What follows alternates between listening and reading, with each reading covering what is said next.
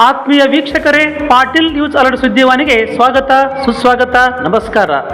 ಮಸ್ಕಿ ತಾಲೂಕಿನ ಹಾಲಾಪುರ ಗ್ರಾಮದ best public ಶಾಲೆಯಲ್ಲಿ ಶಾಲಾ ಸಂಸತ್ತು ರಚನೆ, ಮುಖ್ಯಮಂತ್ರಿಯಾಗಿ ರೋಹಿತ್, ವಿರೋಧ ಪಕ್ಷದ ನಾಯಕರಾಗಿ ಕಾರ್ತಿಕ್. ಹಾಲಾಪುರದ ಬೆಸ್ಟ್ ಪಬ್ಲಿಕ್ ಶಾಲೆಯಲ್ಲಿ 2024-25 ಸಾಲಿನ ಶಾಲಾ ಸಂಸತ್ತನ್ನು ರಚನೆ ಮಾಡಲಾಯಿತು. ಭಾರತವು ಜಗತ್ತಿನಲ್ಲಿಯೇ ಬಲಶಾಲಿ, ಶಕ್ತಿಶಾಲಿ ಹೊಂದಿರುವ ಪ್ರಜಾಪ್ರಭುತ್ವ ರಾಷ್ಟ್ರವಾಗಿದೆ.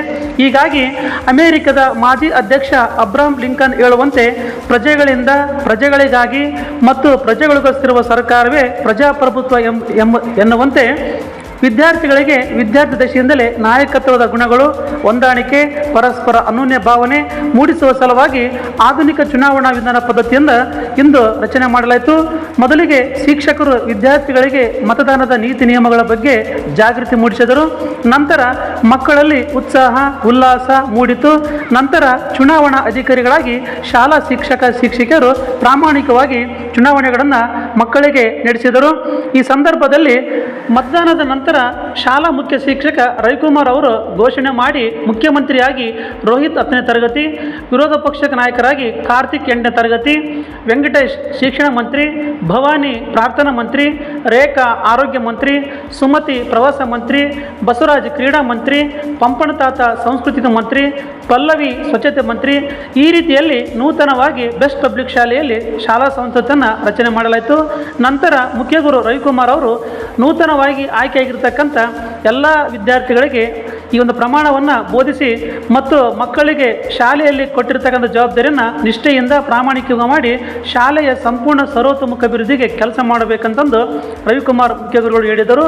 ಈ ಸಂದರ್ಭದಲ್ಲಿ ಅಧ್ಯಕ್ಷರಾದ ಬಿ ಗದ್ದೆಪ್ಪ, ಉಪಾಧ್ಯಕ್ಷ ಕೆ ಶೇಖರಪ್ಪ, ಕಾರ್ಯದರ್ಶಿ ಸಿದ್ಧಲಿಂಗಪ್ಪ, ಶಿಕ್ಷಕರಾದ ಕೃಷ್ಣಮೂರ್ತಿ, ದೇವೇಂದ್ರ ಕುಮಾರ್ ಮಸ್ಕಿ, ಶಿಕ್ಷಕಿಯರು ಇತರರು ಇದ್ದರು.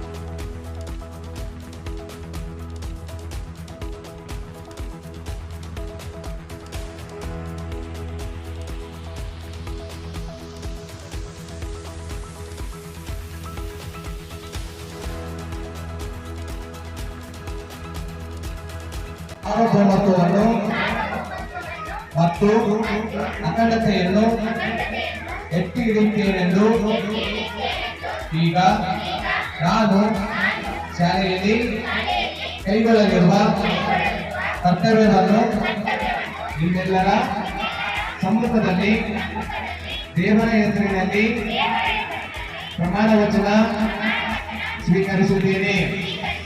ಧನ್ಯವಾದಗಳು.